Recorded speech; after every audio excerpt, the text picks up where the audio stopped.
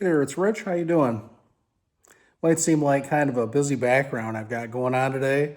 Uh, got the got the triangle of this huge step ladder, some race wheels, Mopar Performance, Kendall Oil. There's a car grill. There's parts all over the place. There's toolboxes over my shoulder. I'm out here in the shop, and what I've been doing out here is I'm prepping the hoist side of the shop for some band rehearsals that we have coming up. Uh, Long story short, we suffered quite a substantial loss and need to start over with some rehearsals to ensure we have a good 2025. More about that later. But oddly enough, out here in the shop today wanting to talk to you about guitars. Here recently, this Stevie Ray Vaughan signature Stratocaster kind of mysteriously appeared in a couple of my videos. I believe I used it for pedal shootout recently. Didn't say anything about it, just, hey, here's this pedal shootout, and oh, by the way, I'm playing this guitar you've never seen before. Didn't really talk about it. I'd like to tell some of the story of it because it's got kind of an interesting past, and it had an interesting trip so far. So without any further ado, let's get into this interesting Strat from the 90s and talk about it a little bit. And here we have this lovely 1993 Stevie Ray Vaughan signature Stratocaster. I talked about sentimental value a little bit. It used to belong to a very good friend of mine who passed on, and I bought it from his parents along with another guitar. My friend Kenny started off as a guitar student, and he passed on back in 2020. His parents wanted me to have some things to remember him by, and I purchased this and one other guitar from his parents, and it's great to have them to remind me of Ken. When I bought it, it had no pickups at all. It had the original pick guard there without the potentiometers, held in by a couple of screws and no strings. And I wasn't surprised Kenny hadn't been playing it. It mostly just sat in the closet. Because years before, he told me, man, I kind of hate that guitar. This was his first Stratocaster, and I don't think he understood how quirky of a model it really is. He started off with this one and emulated Stevie Ray to the point of using the huge strings and everything, 13 to whatever gauge strings. And later on, tried some different Stratocasters and tried string gauges that us normal humans would use, and neck profiles and tremolo vibrato bars that us normal humans would normally use, and he liked that a lot better. So that's what he stuck with, and he never got rid of this, though.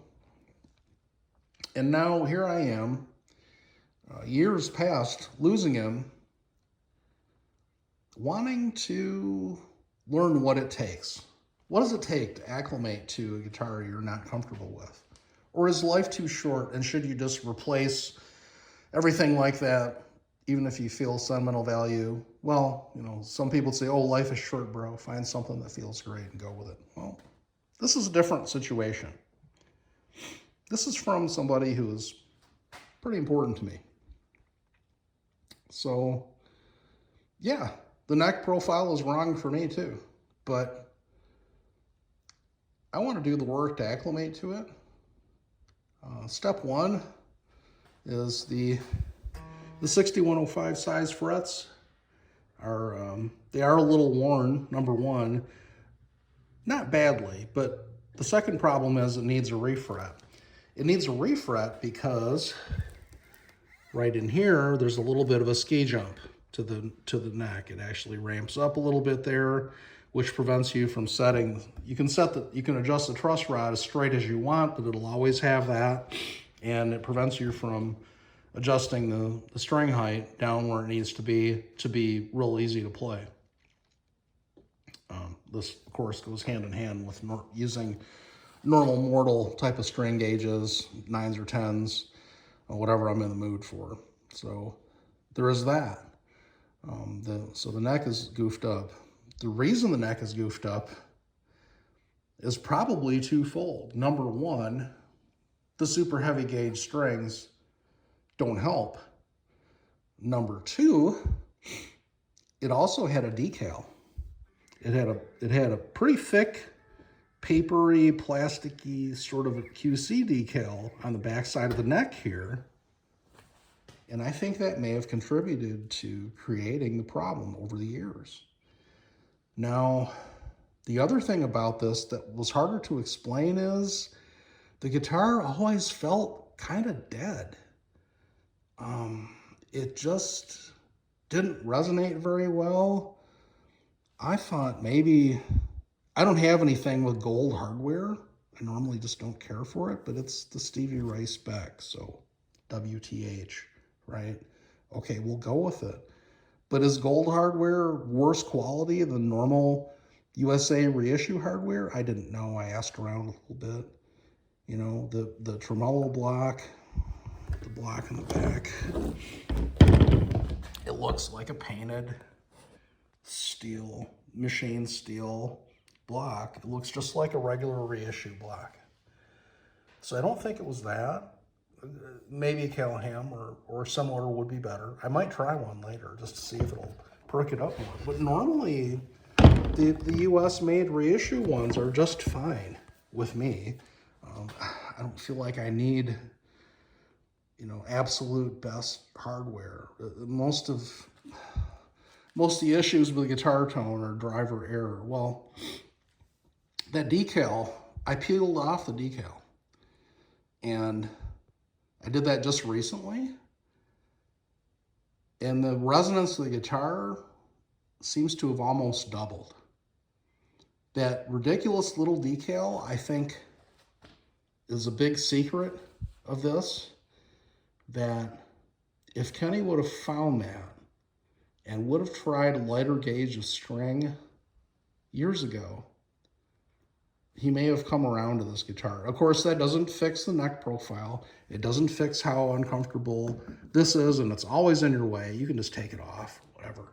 It wouldn't fix those things, but it would have fixed the resonance. And it would have made it a lot more enjoyable to play. I know it's made a huge difference to me, and it's made me want to continue on the path of getting the rest of it repaired. So that sticker causing a little ramp up in the neck, and me wanting to refret it anyway. I'll probably go with a 6100 style fret, which is, I just love that on a Stratocaster, and it's more true to what Stevie Ray actually used on his actual guitars, but that's not the reason I want to use it. It just feels and sounds great. I do want to go with a bigger fret, so hopefully some material can be removed from the board. Luthier can do that. Remove a little here and go with a larger fret, which will give more fret to remove to get it absolutely straight with no string tension. And we'll be off to the races after that, and we'll be playing great. Right now, I can't set the bridge where I need to because of this little ramp up that stupid decal and those huge heavy strings probably contributed to. So it's more mad on this thing, playability wise. The acoustic tone has improved dramatically after taking the decal off, and it rings much more like a Strat should, which I'll include in this video. What else needs to be done? These pickups aren't really working out for me too well. They're vintagey. They're trying too hard to be vintagey though. They're like, I think a 5.8K. They respond real snappy like an Alnico 5 magnet, but they seem to be a pretty strong magnet. I'd like a little hotter wind. I have some pickups on the way, plus some in the basement that I'm gonna try here pretty soon. Pickup swap. This is a regular old CTS potentiometer. It's a little too, there's nothing wrong with it, but it's a little too stiff. So I'm gonna put a Mojo Tone vintage taper in there. And hopefully refret, get the neck all straightened out. The right pickups, which who knows if I'll get a combination I like on the next try.